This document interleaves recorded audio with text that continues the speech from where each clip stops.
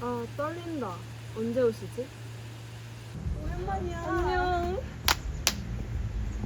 여기 앉으면 돼. 아, 고마워. 너 결혼한다며. 축하해. 고마워. 요즘 날씨도 좋고 결혼도 많이 하는 것 같아.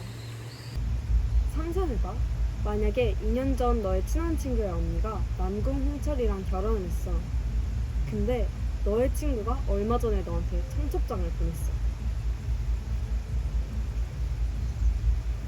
열어봐. 어? 남궁 홍철? 언니분이랑 결혼하신 사람 아니야? 엥? 동명인인가? 맞아. 정말 말도 안 되는 상황이지. 그런데 이게 실제로 일어난 일이라고 생각해봐. 지금부터 말도 안 되는 이자겸의 이야기를 들려줄게. 때는 1105년 고려의 밤공기는 평화로웠어. 하지만 그 평화 뒤에는 이미 새로운 권력이 꿈틀대고 있었지. 그 중심엔 한 남자가 있었어. 그는 고려 최고의 귀족 인주 이씨 가문의 아들이었어. 그리고 머지않아 자신의 두 딸을 왕비로 만들어 왕실을 완전히 장악했지. 예종 말기부터 인종 초반까지 조정의 실권은 그의 손에 있었어. 왕보다 더 왕같았던 남자, 그 사람은 바로 이자겸이야. 하지만 그렇게 모든 걸 손에 넣은 이자겸은 결국에는 스스로의 욕심에 무너졌어. 오늘은 그가 고려의 역사를 뒤흔들었던 이유를 설명해줄게. 성공했다면 고려의 역사가 완전히 달라졌을지도 몰라.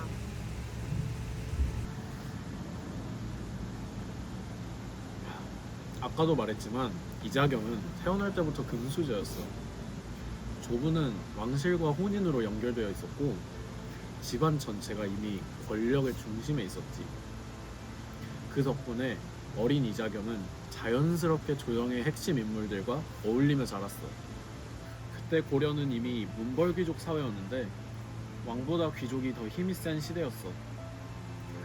이자겸은 바로 그 문벌귀족의 정점에 있었던 사람인 거야. 그러니까 왕이 있어도 귀족들이 나라를 굴렸던 거네. 맞아. 귀족들은 서로 권력을 나누기 위해서 혼인으로 연결된 혈연 정치를 펼쳤어. 이자겸은 이 사회적 구조를 완벽히 이용했어.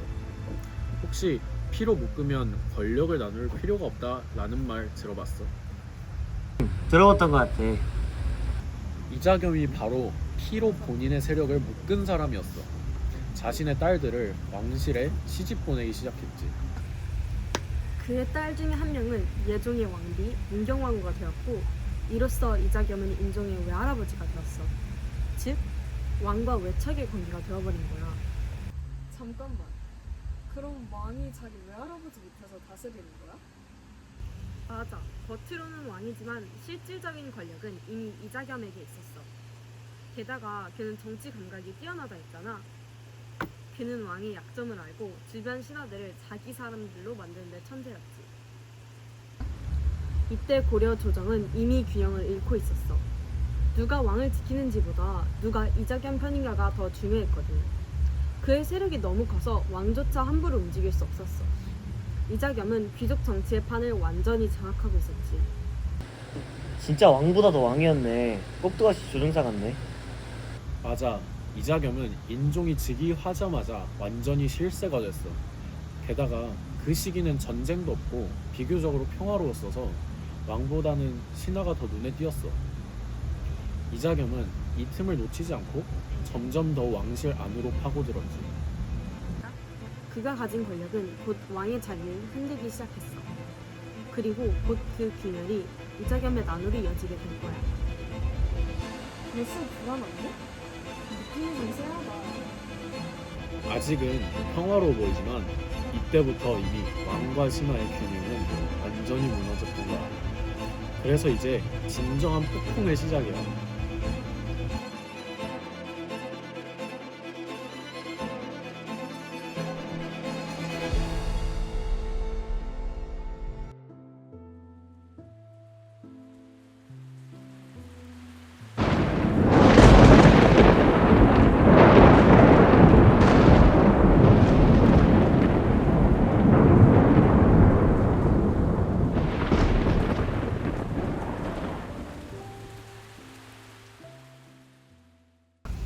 예종의 왕비 문경왕후는 이자겸의 딸이었어.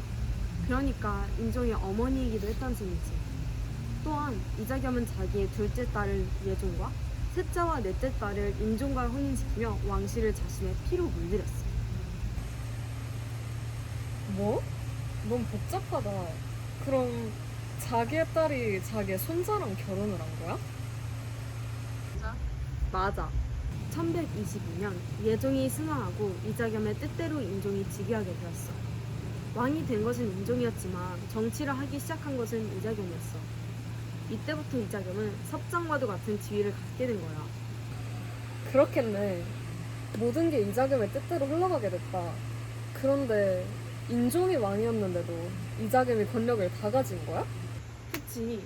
그 당시 인종은 어렸으니까 정치 경험도 없고 힘도 없었지. 결국 인종의 외조부이자 장인으로서 이자겸이 권력을 좌지우지할 수 있게 된 거야. 이자겸은 권력의 정점에 서면서 고려시대 최고 관리인 문화시중 자리까지 올랐어.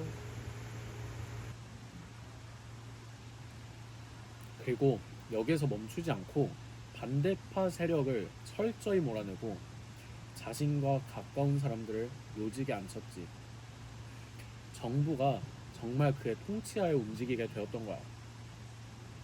게다가 스스로를 국공이라고 칭하면서 왕처럼 자신의 위세를 보이며 본인의 생일을 인수절이라고 불렀고 국가적인 축하의 날로 만들어버렸어. 진짜 웃긴다. 자기가 왕이랍시고 권력 휘두르고 다닌 거네. 이게 고려사 일부분이야. 한번 읽어볼래? 스스로 국공이 되어 왕태자에 준하는 예우를 받았으며 그의 생일을 인수절이라 부르고 중앙과 지방에서 올리는 축하의 글을 전이라 불렀다. 아들들이 다투어 지은 저택은 거리마다 이어 있으며 세력이 더욱 뻗치니 뇌물이 공공연하게 오가고 사방에서 선물이 모여들어 늘 수만근의 고기가 썩어났다. 남의 토지를 강탈하고 종들을 풀어 백성들의 수레와 말을 빼앗아 자기의 물건을 실어 나르니 힘없는 백성들은 모두 수레를 부수고 소와 말을 팔아 치우느라 도로가 혼란스러웠다.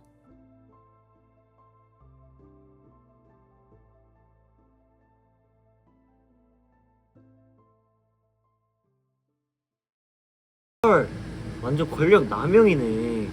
이자겸의 권력이 진짜 세긴 셌나 보다. 왕의 신하가 왕을 능가한 시대, 그게 바로 이자겸의 시대였어. 이자겸은 조정 인사권과 정치를 저항하며 사실상 최고의 권력자가 되었는데 성인이 된 인종은 할아버지가 왕권을 강하게 잡고 있던 걸 탐탁치 않아 했어. 나이가 들자 슬슬 왕권 욕심이 생기기 시작한 거지. 인종은 친정을 준비하며 본인의 앞길을 정비하기 시작했어. 인종의 계획이 잘 이루어지고 있었던 것 같았던 찰나 예상하지 못한 일이 벌어졌어. 무슨 일인데? 무슨 일? 설마 계획을 눈치챈 거야? 이자겸이 인종의 꿍꿍이를 눈치챘어. 치밀함이 부족했던 거지. 너가 이자겸이라고 생각해봐. 어떻게 했을 것 같아? 나였으면 화나서 바로 공격한다. 너무 화가 났을 것 같은데? 이자겸도 그랬어. 이제 슬슬 이자겸이 어떤 사람이었는지 감이 잡히지? 이자겸이 이 사실을 알게 되자마자 먼저 인종을 쳤어. 1126년 인종이 즉위한 지 4년이 된 오늘 이자겸은 자신의 사위이자 유력한 무장 척준경에게 협조를 요청해. 척준경은 이자겸의 외손녀 사위로 장군으로서의 군권을 움켜잡고 있었지. 이자겸은 척준경과 함께 자신의 사병을 동원해 궁궐을 포위했어. 인종은 목숨의 위협을 받자 이자겸에게 굴복했지. 어떡해. 이자겸은 인종을 협박하면서 자신에게 유리한 조치를 취했어. 자신의 측근들로 요직을 채운 거야. 그때는 왕보다 이자겸이 더 두렵다는 얘기가 나왔을 정도니까 이자겸의 권력이 얼마나 셌는지 알 수 있겠지. 인종은 겉으로는 이자겸을 복종했지만 내심 이자겸을 제거하고 싶은 마음이 커 호시탐탐 기회를 노렸어. 마침 이자겸이 척준경을 시도 때도 없이 의심해서 척준경은 인종한테 마음을 돌리려고 했던 찰나였어. 이자겸은 당시 귀족사회 내부에서도 왜 척이 나라를 어지럽힌다 라는 비판을 받기도 했어. 1127년 척준경은 이자겸을 천해라는 인종의 명을 받아 척준경은 토벌군을 이끌고 이자겸의 집을 습격했어.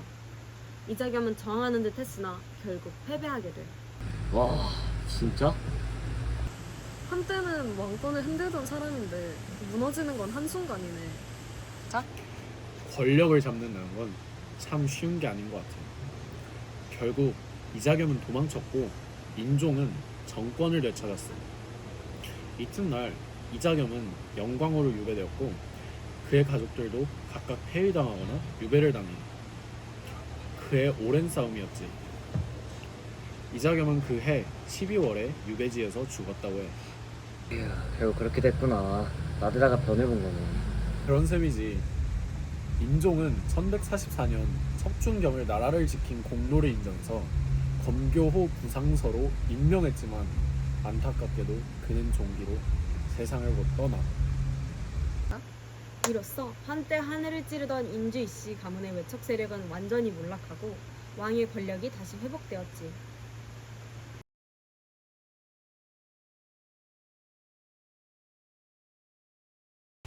나는 이자겸을 야망의 왕이라고 부르고 싶어. 그는 결국 왕권을 넘는 초강력 권력을 갖게 되면서 자신의 말에 반대하거나 마음에 들지 않는 사람이 있다면 유배하거나 처형시키기까지 했지. 너무 잔인하네. 근데 이렇게 보니 얼마나 이자겸이 고려에서 큰 영향력을 가졌던 사람인지 알 수 있는 것 같아. 와, 영향력이 얼마나 컸을까? 맞아. 그의 권력은 엄청났지. 하지만 이런 그도 결국 반란을 일으키다가 실패해 유배당하고 모든 권력을 잃게 되지. 일단 가장 대표적인 결과는 크게 두 가지야. 첫 번째로 이자겸은 쿠데타를 일으켰다가 실패하면서 축출당했어.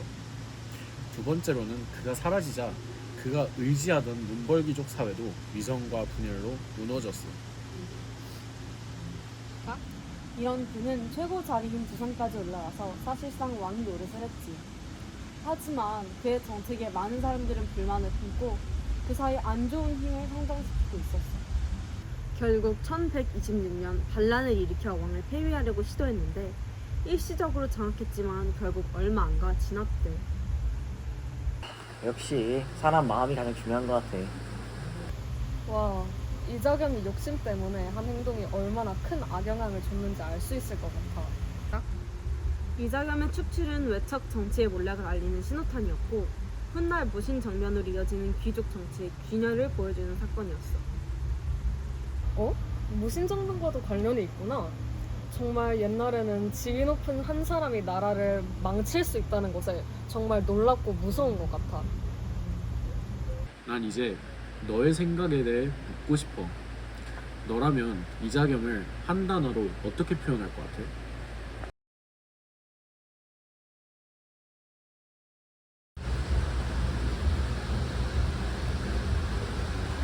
오늘의 이야기는 여기까지.